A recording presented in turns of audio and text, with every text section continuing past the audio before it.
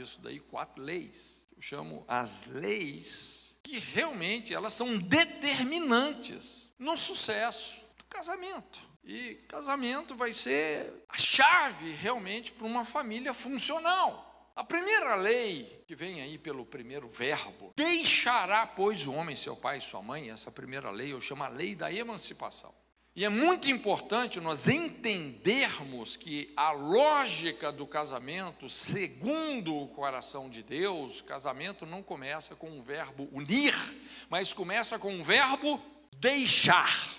Esse conceito da emancipação, na minha opinião, é um dos conceitos assim mais importantes para pessoas que trabalham intencionalmente no sentido de produzir maturidade. Aliás, assim, quando a gente pensa como pais, quando a gente pensa como pastores ou como terapeutas, não é assim, a nossa principal intenção é esse. Eu não sei se você já teve algum contato com assim alguma informação sobre isso, mas hoje, assim, uma das principais brechas do nosso mundo, um dos principais problemas, um retardamento moral e emocional crônico. Há uns 10 anos atrás, eu estava acompanhando uma pesquisa feita aqui no Brasil. Um dos resultados dessa pesquisa é que os homens só estavam atingindo a maturidade, em média, aos 45 anos de idade. O cara vai vivendo a vida de adolescente. Relacionamento com uma aqui, filho lá, com essa, com aquela, com não sei o quê. Aos 45, a ficha caía. E o cara, eu preciso ter responsabilidade. Então, se tem uma coisa assim muito importante, quando a gente pensa na edificação de uma igreja, na edificação de uma família, maturidade. Eu gosto, Paulo, né? Ele tem um texto lá em Colossenses, Paulo fala exatamente isso. Não é? O esforço ministerial dele para que nós fôssemos perfeitos em Cristo, mas essa palavra perfeitos no original, no grego, é teleios, e teleios é isso, é você ser completo, inteiro. Talvez a melhor tradução é maduro, uma pessoa que cresceu, que deixou a infância, que deixou as coisas de menino, deixou as birras, as pirraças para trás. Então, quando a gente fala desse princípio, essa lei da emancipação, gente, o casamento é o ícone dessa emancipação. É quando você não depende mais emocionalmente, financeiramente, espiritualmente, moralmente, você não corre mais para o colo de papai e mamãe. Como é que você sabe que uma pessoa está pronta para casar? Quando ela pode se bancar. Não é que os pais não possam ajudar. Podem, muitas vezes até devem, mas você não conta mais com isso. Se vier, é bênção. Mas se não vier também, você segura as pontas, não é verdade? Então, veja bem, isso é um mandamento. Deixará. Então, para quem quer casar, esse é o primeiro mandamento. Isso é uma lei, é a lei da emancipação. Quando a gente entende isso, nesse processo de edificação da família, não é? Mas no processo de formar discípulos. Eu, pessoalmente, eu gosto muito do Evangelho de Mateus. Aliás, cada um dos evangelhos assim tem sacadas ou tiradas que são fundamentais. No Evangelho de Mateus, a gente vê, eu posso observar esse processo do discipulado. Tem 3 grandes comissionamentos no Evangelho de Mateus, que mostram exatamente vamos dizer assim, essas plataformas, esses níveis de maturidade. O primeiro grande comissionamento, né, pensando em discipulado, Mateus 11, 28, um texto bem conhecido: vinde a mim todos vós, que estáis cansados, sobrecarregados, eu vos aliviarei, aprendei de mim, porque sou manso e humilde de coração, e encontrareis descanso para as vossas almas, o meu jugo é leve, o meu fardo é suave. Então, o primeiro nível da maturidade é você aprender a lidar com seus excessos emocionais, com a sobrecarga. Gente, tem uma carga de responsabilidade que eu e você temos que levar. Mas tem uma sobrecarga que não é do pai, que você tem que saber entregar para Deus. Pessoas, quando elas amadurecem, elas sabem lidar com sobrecarga, com ansiedade, com estresse. Isso já não faz mais parte da realidade delas. Elas aprenderam a se desapegar, a romper essas âncoras, essas barreiras de ansiedade que não deixam elas progredirem. Quando ele fala, aprendei de mim, porque sou manso e humilde de coração, e encontrareis descanso. Paz, isso aqui é muito quebrantamento. É muito quebrantamento. Você lidar com uma ansiedade que muitas vezes se tornou patológica, adoecedora, não é? Uma coisa que se sistematizou na sua vida emocional, você se desapegar disso, envolve um processo de reeducação tremendo. Como é que você sabe que você se tornou uma pessoa madura? É quando você aprende a encontrar o lugar de descanso. O salmista fala assim, aquele que habita, não é aquele que visita, mas aquele que habita no esconderijo do Altíssimo, à sombra do Senhor Deus Onipotente, descansará. No esconderijo, veja bem, que o descanso é um lugar escondido também, é um lugar escondido. Alguém sabia que Deus tinha um esconderijo?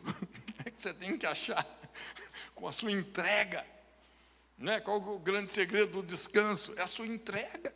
Não tente salvar aquilo que Deus quer que você perca. Entende?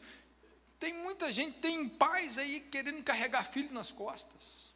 Às vezes, quando eu falo para pastores, né, uma vez eu falei assim, olha gente, tem pastor aí que se sente dono da igreja. Você precisa devolver a igreja para Jesus, cara, porque a igreja é dele. O cara está querendo carregar a igreja nas costas. E daqui a pouco o cara está pifando. Veja bem que o primeiro nível de maturidade tem a ver com descanso.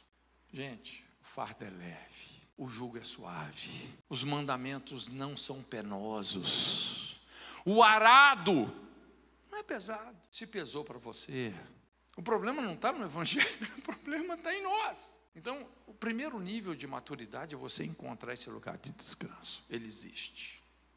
Davi encontrou esse lugar nas guerras. 1000 cairão ao teu lado, 10.000 à tua direita, mas existe em Deus um lugar onde você não é abalado. Esse lugar existe. Você pode se colocar nele. Quando Jesus, ele fala ali, vinde a mim, todos vós, o que ele está dizendo, gente? Está dizendo, isso é uma maneira, é o cumprimento cerimonial da lei do sábado, ou o cumprimento moral absoluto. É como Jesus estivesse dizendo, olha gente, todo esse cerimonialismo que vocês estão guardando aí por séculos, não é? Das 6 horas da tarde da sexta-feira, 6 horas do sábado, todo esse cerimonialismo, eu sou o cumprimento absoluto disso. Eu sou o sábado, vinde a mim, não é? Entrega a sua sobrecarga. Sábado não é um dia, é uma pessoa. É um estilo de vida, lançando sobre ele a vossa ansiedade, porque ele tem cuidado de vós. Esse é o primeiro degrau da maturidade. Você se desvencilhar das ansiedades, das pré-ocupadas. Tem gente que é pré-ocupada, ocupada e pós-ocupada. O cara já está sofrendo por antecipação. O segundo grande comissionamento, Jesus fala, agora, o vinde após mim, negue-se a si mesmo, tome sobre si a sua cruz e siga-me. Qual que é o outro nível de maturidade? É você conciliar a renúncia com voluntariedade. É você aprender a negar a si mesmo. Como é que você sabe que uma pessoa amadureceu? Quando ela aprendeu a ouvir o não. Se Deus não tem isso para mim, eu sou o primeiro a não querer. Eu não vou ficar fazendo pirraça com Deus. Tem gente que fica fazendo pirraça, eu determino, Deus, o Senhor tem que me dar aquilo, como se Deus fosse balcão de supermercado. E o pior é que quando você cobiça algo, e você exige, faz pirraça, rapaz, esse negócio nunca vai te fazer bem. Você lembra quando a Bíblia fala lá, o povo pedindo carne no deserto? Satisfez-lhes os desejos, porém fez definhar-lhes alma. Então Jesus fala, vinde após mim, negue-se a si mesmo diariamente. Quando a gente aprende a colocar limites para os nossos desejos, limites para os nossos sentimentos, você aprende a ouvir o não, você aprende a ouvir o espera, não é? A Bíblia, Isaías fala, aquele que crê não se apresse, Você aprendeu a colocar limites para a sua alma. Puxa vida. Uma criança sabe ouvir o não. Quando você fala não, ela vai fazer pirraça. Por que ela faz pirraça? Porque ela é criança. E o terceiro comissionamento que você vê na Bíblia é Mateus 28. A Bíblia não fala assim, vinde a mim, vinde após mim e fique. Ela não fala fique, ela fala ide. Você emancipar a pessoa para o propósito divino, seja onde ele for. O que é o casamento? É a emancipação de um filho. Você libera ele. Você não está criando ele para você está criando ele para Deus. Você está fazendo um discípulo, não é para você, é o sacrifício de Abel, é o sacrifício perfeito, é para Deus. Todo processo sadio de maturidade tem como objetivo emancipação. O vinde a mim, vamos lidar com as sobrecargas, o vinde após mim, vamos conciliar renúncia com voluntariedade, mas depois o ide. Então é muito importante a gente entender esse princípio. A nossa base lá de Jocum, rapaz, a gente funciona assim, eu priorizo isso, uma cultura de emancipação. O funcionamento de uma base missionária é bem diferente, de certa forma, assim, de uma igreja, porque a gente tem uma rotatividade muito grande de treinamentos, mas o propósito é esse, não é tanto a gente crescer numericamente, mas é a gente treinar pessoas de tal maneira que elas sejam emancipadas para a missão que elas querem desempenhar em qualquer lugar do planeta que seja. Então, esse princípio da emancipação é fundamental. Deixará, pois, o homem. É você sair da sombra. Quando você estuda a história de Abraão e Ló, por exemplo, pois é impressionante, a vida de Abraão é pautada por altares. Todo lugar que Abraão ia, ele levantava altares. Mas você não vê Ló levantando altares. O cara viveu só na sombra. Se desgastou. Daqui a pouco, né? O cara, em vez de ser guiado pela visão de Deus, foi guiado pelo desejo, colocou o domicílio em Sodoma. O segundo princípio que faz um casamento dar certo, vem aí o segundo verbo, né? Então, essa segunda lei, fala assim, deixará, pois, o homem, seu pai e sua mãe, fala unir-se-á. E é muito interessante quando, assim, você estuda um pouco mais profundamente sobre esse verbo, no original, alguns autores, né, eles colocam o sentido desse verbo unir. Esse verbo unir tem esse sentido de você perseguir algo até conseguir alcançar. É você se esforçar tremendamente para alcançar uma condição. Então, esse unir-se à sua mulher, veja bem, é, na verdade, um desafio implícito no casamento. Não é uma coisa que acontece no dia que você casou. Porque nós sabemos, gente, o que é o casamento? Você vai ter que se unir a uma pessoa que tem uma natureza totalmente diferente da sua, e isso numa aliança até que a morte te separe. Então, essa lei, quando fala assim, unir-se-á, que tem esse sentido também, aquilo que você alcança com muito esforço, eu chamo a lei do esforço. Então, a segunda lei que nós precisamos de entender para um casamento dar certo, é a lei do esforço. Nós vamos ter que nos esforçar. Eu costumo dizer que casamento é para quem quer desenvolver caráter, não é para frouxo, para quem quer se esforçar. E esse esforço, muito importante você entender, porque esse esforço não é um esforço para você mudar o outro, é para você mudar a si mesmo. É para você alcançar uma vida reconciliada com aquela pessoa, independentemente dela mudar ou não. A chave está em você. O paradigma que faz realmente um casamento dar certo, não é o que o outro tem que mudar, é o que eu tenho que mudar para que o meu relacionamento realmente melhore.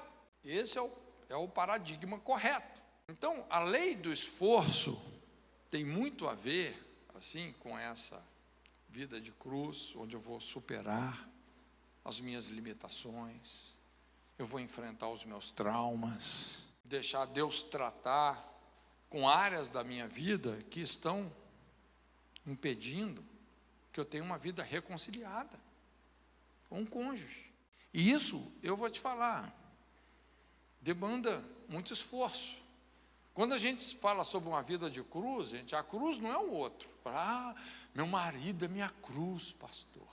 É que a minha esposa é minha cruz. Não, a cruz não é o outro. A cruz é a responsabilidade de você negar a si mesmo para você alcançar uma vida reconciliada com aquela pessoa. A chave está em você. E é interessante que quando você toma essa decisão, como diz o corinho, a começar em mim, quebra corações, que é a chave da transformação do outro, está, na verdade, em nós, não está no outro, está em nós, não é? Inclusive, a gente vê muitos conflitos conjugais, a maioria dos conflitos conjugais é isso. É as pessoas que não entenderam como essa lei do esforço funciona, não é? Às vezes eu estou intermediando ali, aí chega um dos cônjuges e começa a falar, pastor, mas é porque ele é assim, o dia que ele mudar nisso, aí o outro fala, não, mas ela que é assim, o dia que ela mudar nisso e tal, então um só cobrando do outro, o marido cobra da esposa, a esposa cobra do marido, e quanto mais um cobra do outro, mais eles divergem. E quando você entende que a chave está em você, Senhor, mesmo que a minha esposa não mude naquilo que eu gostaria que ela mudasse, eu vou honrar minha aliança com ela, mesmo que ela não mude. Quando você faz isso, aí é Deus que entra. E é Ele que vai fazer, porque muitas vezes também nós estamos querendo que a pessoa mude numa coisa que às vezes ela nem tem que mudar, porque aquilo faz parte do temperamento dela, né? E a gente só tem que aprender a conviver. Lutero, ele sempre falava isso, né, que o casamento é a escola do caráter. Assim, acho que foi mais ou menos uns 3 anos atrás, que foram os 500 anos de reforma, eu estava estudando algumas coisas sobre Lutero, né, inclusive o Vishal Mangalwadi, não sei se você já leu alguma coisa dele, mas nos escritos lá do Vishal, é o Lutero do século 21 esse cara. O cara é assim, uma abordagem cirúrgica, muito tremenda. E ele contando toda essa história, né? E, na verdade, a principal tese de Lutero, assim, que mais revolucionou a história da humanidade, porque foram 95 teses, inclusive até, puxa vida, naquela época o mundo vivia uma escuridão, uma determinada escuridão espiritual muito grande, né? Que nem mais os rudimentos da fé as pessoas tinham, né? As pessoas estavam sendo salvas, pagando indulgências, e chega lá o Lutero, né, quando ele lê em Romanos, em Abacuque, que o justo viverá pela fé, então ele falou, gente, você não é salvo pagando indulgência, nós somos salvos por aquilo que Jesus fez por nós, não é? A justificação do seu sangue, quer dizer, isso foi uma revolução, mas o ponto que realmente mais impactou foi na área da sexualidade. É uma história, isso é uma história um pouco longa, mas desde o século III, com aquela uma estatização da igreja, né, com Constantino, aquelas pessoas que eram mais leais, começou a era dos mosteiros, né, elas se isolaram, buscando, na verdade, assim, desenvolvendo um conceito de santidade baseado no isolamento, e isso, puxa vida, isso foi indo para extremos tão grandes, que culminou numa cultura celibatária, que inclusive impera até os nossos dias. Então, essa lógica de um processo de santificação baseado no isolamento, no celibato, o Lutero chegou e falou, gente, isso está errado, porque ele fazendo um exame mais profundo das Escrituras, qual que é a conclusão que ele chegou? Que o que mais santifica uma pessoa não é o isolamento, é o relacionamento, e principalmente o casamento. falava assim, 1 ano de casamento, porque ele se casou, né? Ele falou, 1 ano de casamento me santificou mais do que 10 anos de mosteiro.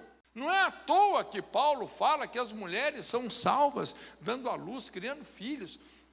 Rapaz, você que criou 2, 3, 4 filhos, a demanda de você criar, de você educar um filho. Se você educou quantos filhos, Cátia? 5 filhos, as portas da eternidade estão escancaradas para você, minha irmã. É ou não é? Então, é a lei do esforço. Casamento não é para você ser feliz, é para te santificar. Felicidade vai ser só uma redundância. Deus está te preparando para a eternidade.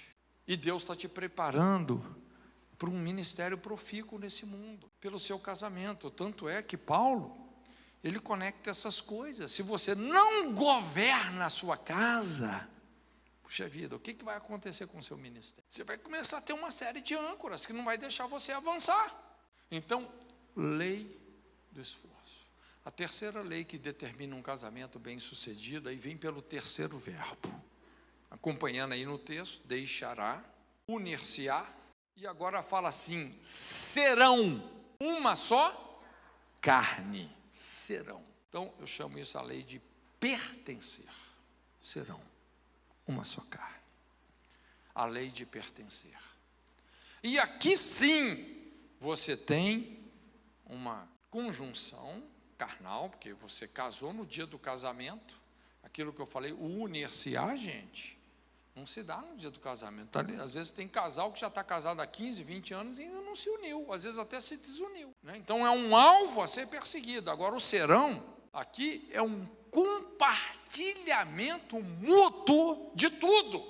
Rapaz, isso é um checkmate de Deus nas nossas estruturas de egoísmo. Porque, você lembra que eu falei que a natureza de Deus é singular ou plural? Plural. Qual é o pronome para Deus? Elohim. É um pronome no plural. O DNA de Deus é relacionamento. Por isso que eu falei que a família é mais do que o indivíduo, a imagem e semelhança de Deus. Quando você se casa, rapaz, você vai começar a ter uma revelação muito mais profunda da natureza de Deus do que quando você era solteiro. Então o casamento, isso é proposital, que Deus fez a natureza do homem, diferente da natureza da mulher, né? Tem muitas arestas, tem muitas...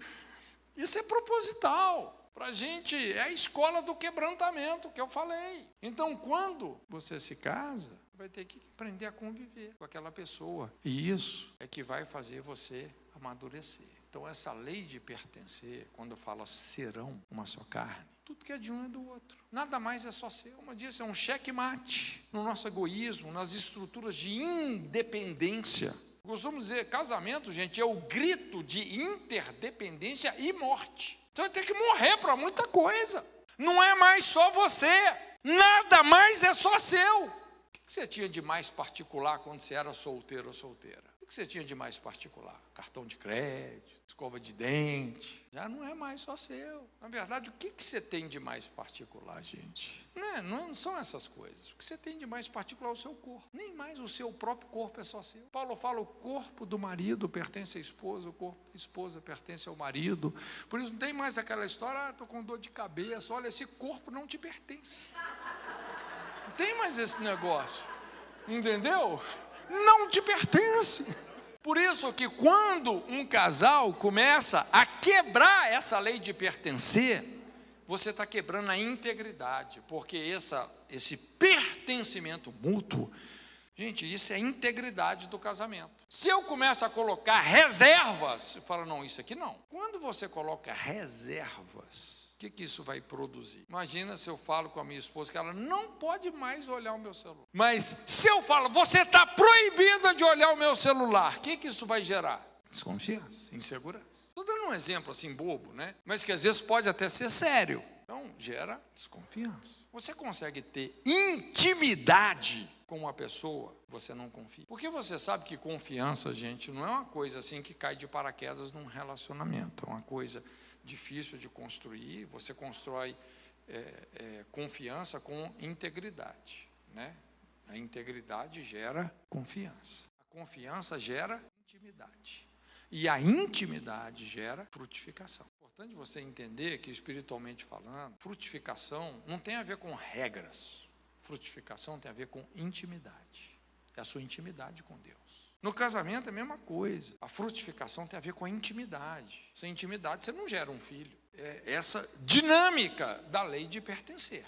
Integridade, confiança, intimidade e frutificação. Eu acho que um dos melhores textos, assim, para a gente até entender isso, ali em João 17:10, naquela oração sacerdotal que Jesus faz, é uma das melhores definições também de aliança, né? Quando Jesus, ele orando, ele fala assim: Pai, todas as minhas coisas são tuas, e as tuas coisas são minhas, e nisso eu sou glorificado. Olha só aqui, a glorificação, e glória, assim, tem muito a ver com enchimento de caráter, uma manifestação, um compartilhamento dos atributos divinos na nossa vida. A glorificação tem muito a ver com essa aliança. O que é aliança? Tudo que é de um é de outro. A salvação é isso, gente. A salvação é um casamento. E quanto mais você entrega tudo que é seu para Deus, mais você vai acreditar que tudo que é de Deus pertence a você. Você já percebeu que tem pessoas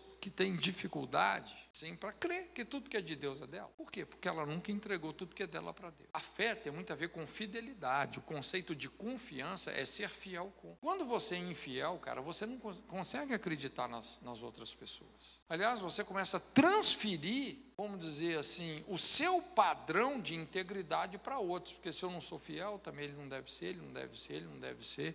Mas quando você é totalmente fiel a Deus, cara, você não vai ter nenhuma dificuldade de acreditar que Deus vai ser 100% fiel com você. Essa é entrega mútua, é relacionamento, é intimidade, é a lei de pertencer. E por fim, no versículo 25, quando a Bíblia fala assim que o homem e a mulher estavam nus e não se envergonhavam, é o que a gente chama a lei da nudez. Essa coragem de você ser transparente. A partir do momento que você começa a encobrir pecados, vergonhas, traumas. Infelizmente, isso é muito normal, a gente até chama isso a lei da mordaça, né? São aqueles votos secretos que a pessoa fala: olha, ninguém nunca vai saber disso. Eu já vi casamento ser destruído por conta desses votos secretos que a pessoa fez. A pessoa está entrando num casamento, mas ela não está sendo honesta. Ela não tem a disposição de trazer para a luz essas obscuridades, né? Essa pessoa fica refém desse princípio, porque a Bíblia fala: aquele que encobre a sua transgressão jamais prosperará. Você encobre a transgressão, gente. Você encobre uma vergonha, você fica preso naquilo. E às vezes a pessoa vem para a igreja e faz campanha disso, campanha daquilo, campanha das 7 cabeçadas na cruz, e não adianta, entende? Porque ela está sendo esmagada por um princípio. Então é importante uma vida de transparência. Aconteceu um trauma no casamento, aconteceu uma infidelidade no casamento, olha, só tem um jeito de tratar isso, é com a verdade. E eu vou te dizer uma coisa, escuta bem isso: ninguém ganha uma guerra contra a verdade. Se você for lutar contra a verdade, já estou te dizendo, você vai perder, e vai perder feio. Ninguém ganha uma guerra contra a verdade. Então, quando nós somos transparentes, e aí que a gente começa a ver tanta restauração de casamento, gente. Porque Deus sempre tem uma maneira de reeditar essas histórias trágicas, né? Essa é a lógica da cruz, é a glória da cruz, né? Mas nós precisamos de entender essa lei da nudez. Eu gosto lá da história de Davi, quando ele é finalmente restaurado, depois de tentar encobrir o seu erro, o seu pecado, de tantas formas, mas chega um momento que o profeta o confronta, que a palavra profética chega a ele, e ele fala: pequei contra Deus, e rasga suas vestes. Ele se desnuda diante da nação. E aquela sentença de morte que ele mesmo tinha dado contra ele, porque ele falou: esse homem é digno de morte, é revogada. O profeta fala: não morrerás. É a lei da nudez. É você rasgar não só as vestes, mas o coração. Transparência, verdade. Gente, são leis, isso aqui são leis. Eu disse, nós não quebramos as leis. O máximo que nós vamos conseguir é ser quebrado por elas. Se você entende a lei da emancipação, o casamento é isso, é a emancipação, é deixar pai e mãe. É você não depender mais deles. Você entendeu a lei da emancipação, a lei do esforço, que é unir-se-á, você aprender a conviver com uma pessoa que tem uma natureza totalmente diferente da sua, mas você se quebranta e ama incondicionalmente aquela pessoa. A lei de pertencer e a lei da nudez, quando você incorpora isso no seu estilo de vida, o seu casamento vai te lançar numa plataforma de maturidade que o seu ministério vai fluir. Sua vocação, você vai cumprir o propósito de Deus. Vai ser uma liberação tremenda para a sua vida. Quero deixar essas chaves com vocês.